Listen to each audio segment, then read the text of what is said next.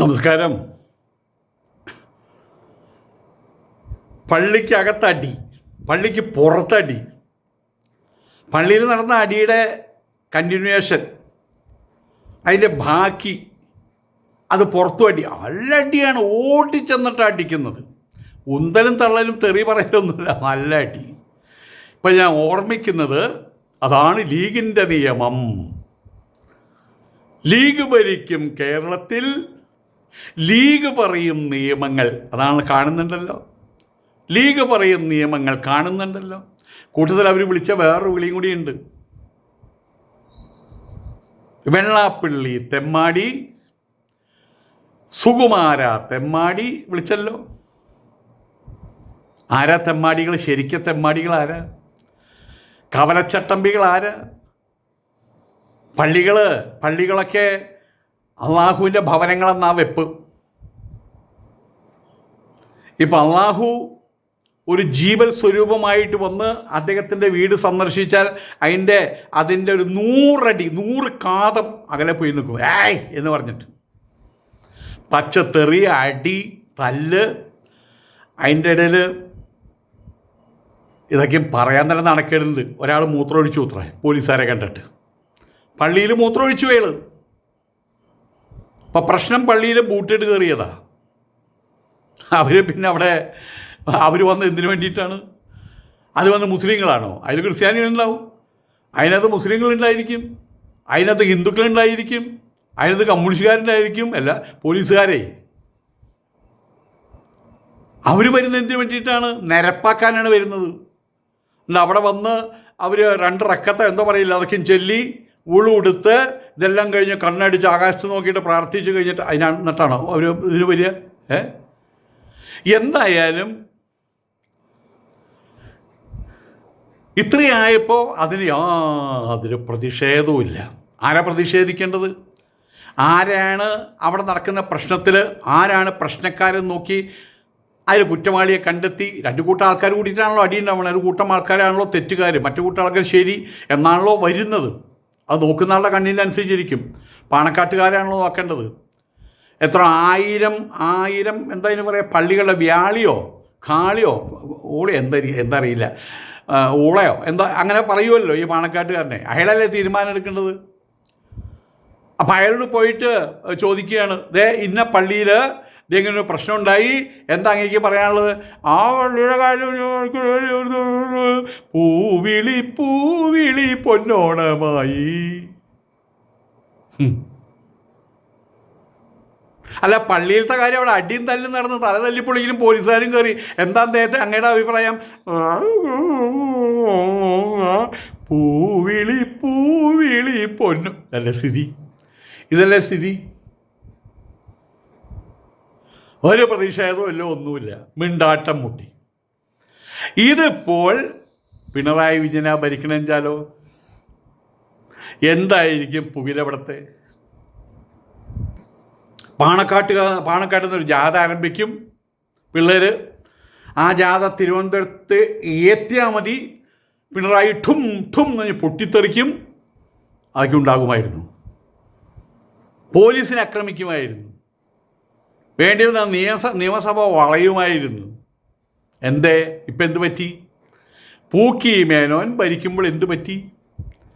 ആ പോലീസിനെ കുറ്റം പറയാൻ പറ്റുമോ? പറ്റില്ല. അങ്ങനെ പോലീസിനെ കുറ്റം പറഞ്ഞാൽ ആ കുറ്റം എവിടെ ചെന്ന് വീഴുക? ഇവരുടെ തലയിലെന്ന് വന്ന് വീഴുക. പോലീസിനെ ഇവരല്ലേ ഭരിക്കുന്നത്. വ്യവസായ മന്ത്രിയാണല്ലോ ആഭ്യന്തരമന്ത്രി ഇവിടുത്തെ. ഇടതുപക്ഷം ഭരിക്കുമ്പോൾ മാത്രമാണ് ഇവർക്ക് ഇങ്ങനെ കുരു പൊട്ടാറുള്ളത്. അപ്പോഴാണ് മതത്തിൻ്റെ പേരുള്ള വൈകാരിത മതത്തിൻ്റെ ആളുകൾക്ക് മതം പൊട്ടുക അപ്പോഴാണ്.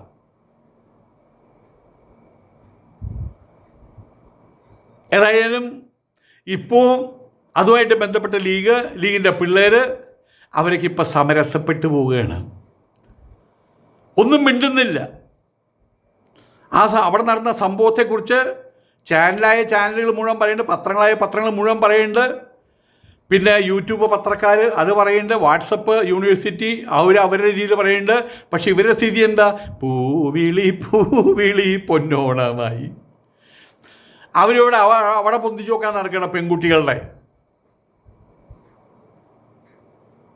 ടർക്കിയിൽ ഉള്ളൊരു ഡാൻസ് ഞാൻ എവിടെയോ കണ്ടു ഞാൻ അതിനകത്ത് അവർ ഹിജാബ് ഇട്ടിട്ടുണ്ട്.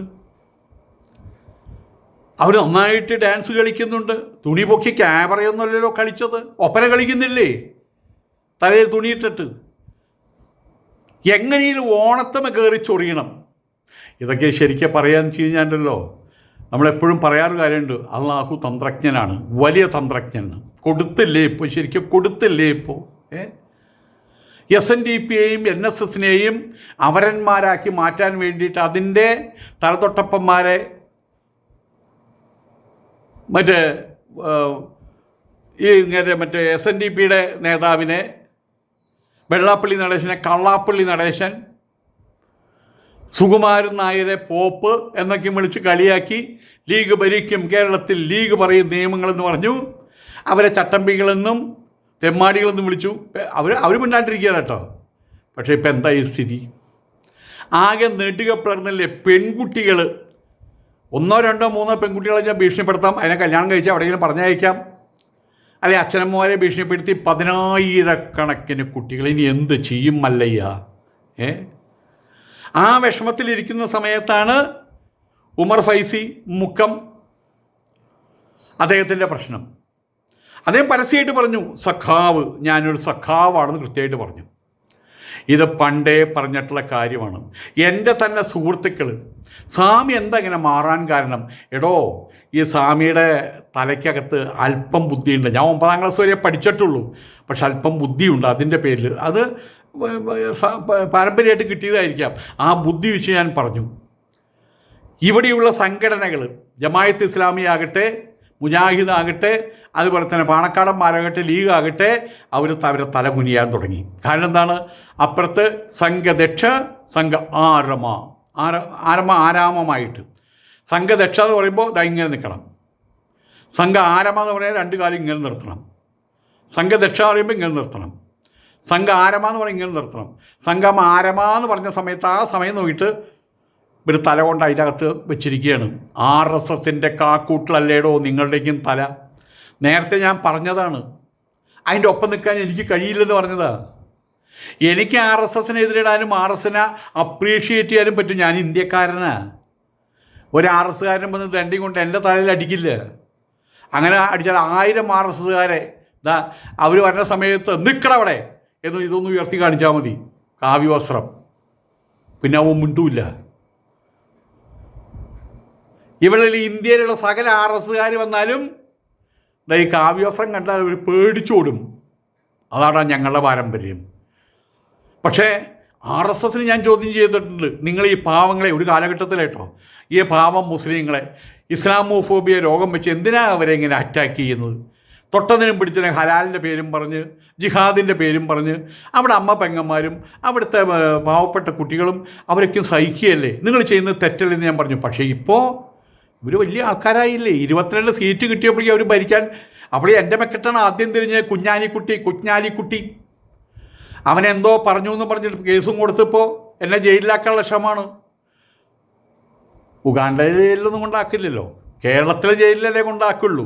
മലയാളം പറഞ്ഞാൽ അവർക്ക് മനസ്സിലാവുമല്ലോ, അത് വേറെ വിഷയം. അത് നമ്മൾ പറഞ്ഞ കാര്യമാണ്. അപ്പോൾ ഇവിടെ ഇവർ നിരപരാധികളായിട്ടുള്ള സഹിഷ്ണുതയുടെ ഹിമാലയത്തിൽ കയറി നിൽക്കുന്ന ഹിന്ദുക്കളെ ചവിട്ടിക്കൂട്ടാൻ ശ്രമിക്കുകയായിരുന്നു. ഇത്രയും അവരുടെ അവകാശം കിട്ടിയോട് കൂടിയിട്ട് അങ്ങോട്ട് തിമർപ്പായിരുന്നു. പക്ഷേ എല്ലാം നോക്കിക്കാണാൻ ഒരുവനുണ്ട് എന്നവർ പറയില്ല. എല്ലാം പടച്ചവൻ്റെ കൽപ്പന പോലെ, എല്ലാം പടച്ചവൻ്റെ കൽപ്പന പോലെ. ഞങ്ങൾ പറയുന്നത് എന്താണ്? ഭഗവാനോ ഈശ്വരനോ എന്ന് പറയും. കിട്ടിയില്ലേ ഇപ്പോൾ ഇരിക്കപ്പുറതിയില്ലാതായി മാറിയില്ലേ? പെൺകുട്ടികളൊരു വശത്ത്, 1 2 3 എന്നല്ല, പഠിപ്പും വിദ്യാഭ്യാസമുള്ള, ചടുലതയുള്ള, മൊഞ്ചത്തികളായിട്ടുള്ള, മനസ്സിനെ ഹരിക്കുന്ന കുട്ടികൾ. മറ്റേ ഒരാളിനോട് പറഞ്ഞു ഞാൻ മലപ്പുറത്ത്, പക്ഷെ അത് ഇനി ഉണ്ടാവുമെന്നറിയില്ല, അതായത് അടുത്ത വർഷം മലപ്പുറത്ത് പെൺകുട്ടികൾ ഓണാഘോഷമായിട്ട് പുറത്തിറങ്ങുമ്പോൾ കാണാൻ പോകണം. അപ്പോൾ അങ്ങനെ എല്ലാത്തിനും റീൽസ് എടുക്കുന്ന ആളാണ്. ഞാൻ പറഞ്ഞു കാണാൻ പോകുമ്പോൾ കുറച്ച് മാറി നിൽക്കട്ടോ. ആ കുട്ടികളുടെ ഡാൻസിൻ്റെ ഇടയിൽ പെട്ടുപോയി അവർ ചവിട്ടി കൂട്ടുവരും, എല്ലൊക്കെ ഒടിയും.